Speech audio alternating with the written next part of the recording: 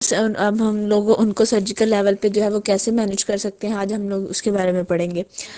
اس میں سب سے پہلے آ جاتا ہے کہ اگر تو کچھ ایسی کنڈیشنز ہوتی ہیں کہ تھائرائڈ گلینڈ جو ہے وہ ڈس فنکشن ہو جاتا ہے، اس میں سب سے پہلے آ جاتا ہے ایک گائٹر۔ گائٹر کیا ہوتا ہے؟ اس میں انلارجمنٹ ہو جاتی ہے تھائرائڈ گلینڈ کی۔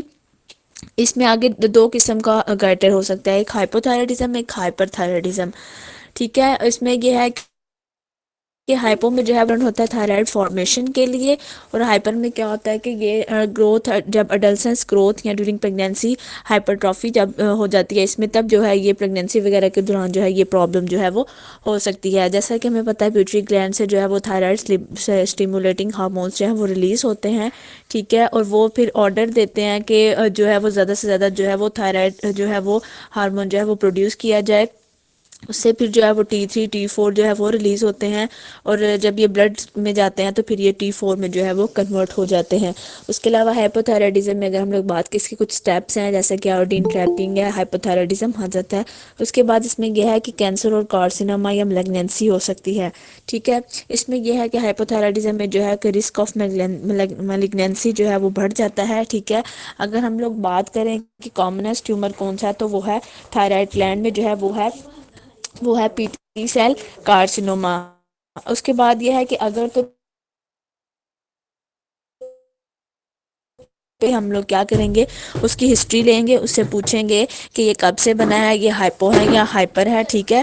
ہائپو میں کیا ہوتا ہے کہ کانسٹیپیشن ہوتی ہے، ہائپر میں یہ ہے کہ ڈائریا ہو جاتا ہے، ٹھیک ہے۔ کولڈ ریڈیوس میں یہ ہے کہ جب ملیگنینسی ہوتی ہے تو یہ اچانک جو ہے وہ بڑا ہو جاتا ہے۔ اگر ہم لوگ ہائپو ہائپر کے ڈیفرنس کی بات کریں تو ہائپو میں جو ہے BMR بڑھ جاتا ہے، ہائپر میں جو ہے یہ کم ہو جاتا ہے، ٹھیک ہے۔ ہائپو میں جو ہے لو کارڈک آؤٹ پٹ ہوتا ہے، اور ہائپر میں جو ہے وہ ہائی کارڈک آؤٹ پٹ ہوتا ہے۔ اس کے بعد اس میں ہائپو میں جو ہے ہیٹ انٹالرنس ہوتی ہے، اور ہائپر میں جو ہے وہ پیشنٹ کو گرمیوں میں بھی جو ہے وہ سردی لگتی ہے۔ اس کے بعد فیملی ہسٹری لی جاتی ہے، ٹھیک ہے۔ اس میں کیونکہ کچھ اس کے بعد فیملی ہسٹری میں اس کے بعد یہ ہے کہ اس سے پوچھا جاتا ہے کہ وہ کس جگہ سے ہے، کیونکہ جیسا کہ یہ میاں والی ہمالیہ جنگ کی طرف جو ہے یہ زیادہ اس کے کیسز ہوتے ہیں۔ اس کے علاوہ آواز میں اگر ہم لوگ دیکھیں کہ تبدیلی کب آتی ہے تو ہماری دو نروس ہیں جو کنٹرول کر رہی ہوتی ہیں اس کو، ووکل کارڈز کو، ٹھیک ہے۔ ایک ریکرنٹ لیرنجیل نرو ہوتی ہے اور ایک ایکسٹرنل لیرنجیل نرو ہوتی ہے، دونوں جو ہے وہ بلڈ سپلائی جو ہے وہ پرووائڈ کرتی ہیں، ٹھیک ہے۔ اس میں جو ہے وہ ایک سپیریئر تھائرائڈ آرٹری ہوتی ہے جو ہے اوپر سے آتی ہے، اس کے ساتھ جو ہے وہ ایکسٹرنل لیرنجیل نرو ہوتی ہے، اور نیچے سے جو آتی ہے وہ ہوتی ہے ریکرنٹ لیرنجیل نرو، ٹھیک ہے۔ اس میں جو ہے وہ وائس جو ہے وہ پروڈیوس ہوتی ہے۔ اس کے بعد اس میں پیشنٹ جو ہے وہ کمپلین کرتا ہے کہ جب سے یہ مطلب وہ یہ کہتا ہے کہ گلٹی بڑی ہے اور جو ہے میری آواز بیٹھ گئی ہے، تو یہ انڈیکیٹ کر سکتا ہے کیونکہ اس میں جو نرو ہے وہ جو ہے وہ پراپرلی بلڈ سپلائی، یا ایک تو اس کا کچھ ہو جائے گا یا وہ انڈیکیٹ کرے گا کینسر کو، ٹھیک ہے۔ اس کے بعد ہم لوگ جو ہے وہ اس کی جو ہے وہ ایگزامینیشن کریں گے، ٹھیک ہے۔ اس کی 3 طرح سے ایگزامینیشن کریں گے، ایک لوکل ہوتی ہے، اس کے بعد جو ہے ایک جو ہے وہ جنرل ہوتی ہے، اور ایک جو ہے وہ سسٹمک جو ہے وہ ایگزامینیشن ہوتی ہے، ٹھیک ہے۔ لوکل میں ہم لوگ جو ہے اس کی کنسسٹینسی کے بارے میں پوچھیں گے کہ وہ فم ہے یا ہارڈ ہے، اس کے علاوہ پوچھیں گے کہ یہ موویبل ہے یا جو یہ موویبل ہے۔ اس کے بعد اس میں یہ ہے کہ اس سے بعد پوچھا جائے گا لمف ناٹ پیلپیبل ہیں، اس کے علاوہ اس کے جتنے بھی اس کے وہ ہیں اس کے چیک کریں گے ہم لوگ جتنے بھی لمف ناٹ ہیں۔ اس کے علاوہ جب کینسر لمف ناٹس جو ہے اس میں جو ہے لوکل میں جو ہے وہ انلارج ہو جاتے ہیں تو ان کو جو ہے سب کو جو ہے وہ پراپرلی جو ہے وہ دیکھا جاتا ہے۔ اس کے بعد اس کی جو ہے وہ جنرل فزیکل ایگزامینیشن کی جاتی ہے۔ جنرل فزیکل ایگزامینیشن میں جو ہے وہ دیکھا جاتا ہے کہ جو ہینڈ ہیں وہ سویٹنگ فل اس میں ہو جاتے ہیں، ٹریمرز وغیرہ ہوتے ہیں، BP ہائی ہو جاتا ہے، ٹریکیکارڈیا ہو جاتا ہے، برسک ریفلیکسز ہوتے ہیں۔ اس کے بعد جو ہے ہم لوگ سسٹمک ایگزامینیشن کی جاتی ہے، اس میں جو ہے وہ انویسٹیگیشن کی جاتی ہے، T3 T4 TSH کا لیول دیکھا جاتا ہے۔ اگر ہم لوگ بات کریں ہائپر کی تو ہائپر میں کیا ہوتا ہے کہ T3 اور T4 جو ہے وہ زیادہ ہوتے ہیں لیکن TSH جو ہے وہ کم ہوتا ہے۔ ہائپو میں کیا ہوتا ہے کہ TSH زیادہ ہوتا ہے، تھائرائڈ سکین کیا جاتا ہے جس میں جو ہے وہ ڈائمینشن چیک کی جاتی ہے تھائرائڈ گلینڈ کی، اس میں دیکھا جاتا ہے کہ کتنے نوڈیولز ہیں تھائرائڈ گلینڈ میں، ٹھیک ہے. اس کے علاوہ کون سا نیڈیول جو ہے وہ ایکٹیو ہے اور ان ایکٹیو ہے, ٹھیک ہے. سم ٹائم جو ہے نیڈیولر گائٹر ہو سکتا ہے جو کہ ہمیں بتاتا ہے اس کے بارے میں, اس کی میلیگنینسی کے بارے میں. اس کے بعد جو ہے وہ چیک کی جاتی ہے لارنجیل نرو, ٹھیک ہے, آپریشن سے پہلے.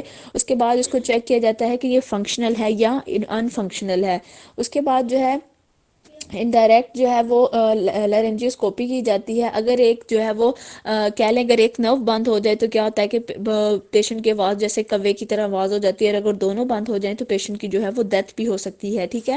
اس کے علاوہ اس کو پریپیئر کیا جاتا ہے پیشنٹ کو سرجری کے لیے. انڈیکیشن آف سرجری کی اگر ہم لوگ بات کریں تو ایک تو یہ ہے کہ کولڈ نیڈیولس ہونے چاہیے گائٹر میں. ملٹی نیڈیولر اگر گائٹر ہو تو پھر ہم لوگ سرجری ریفر کرتے ہیں. کہ گریو ریز ہو جائے ینگ فیمیل میں اگر تو ٹاکسک سے ملٹی نیڈیولر گائٹر ہو, ٹھیک ہے. سم ٹائم یہ ایکٹیو بھی ہو جاتے ہیں اور ان ایکٹیو, ٹھیک ہے.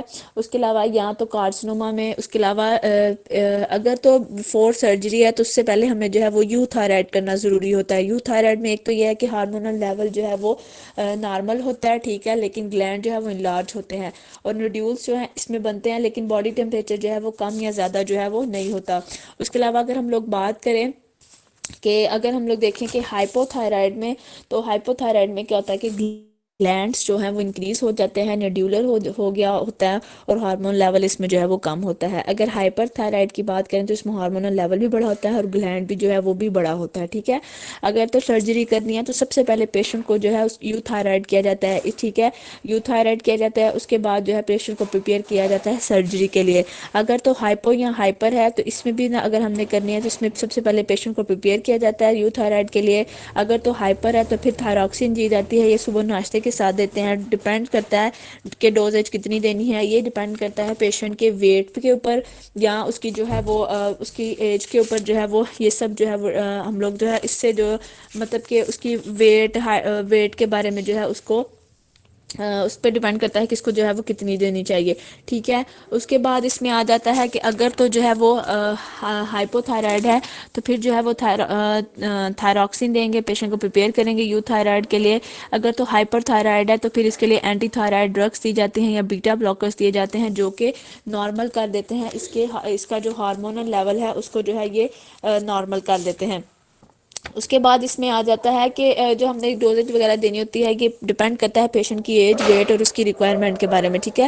فرسٹلی جو ہے وہ ہم لوگ انکریز کریں گے ڈوزیج کو, دین مانیٹرنگ کریں گے. ہائپو تھائرائڈ میں جو ہے وہ تھائراکسین ٹیبلٹس دی جاتی ہیں. اگر ہم لوگ ہائپو تھائرائڈزم میں بات کریں تو اس میں جو ہے ہارمونل لیول باڈی کا بڑھ جاتا ہے, ٹھیک ہے. اس کے باڈی کے لیول کو پہلے کم کیا جاتا ہے, پھر اینٹی تھائرائڈ ڈرگس دی جاتی ہیں.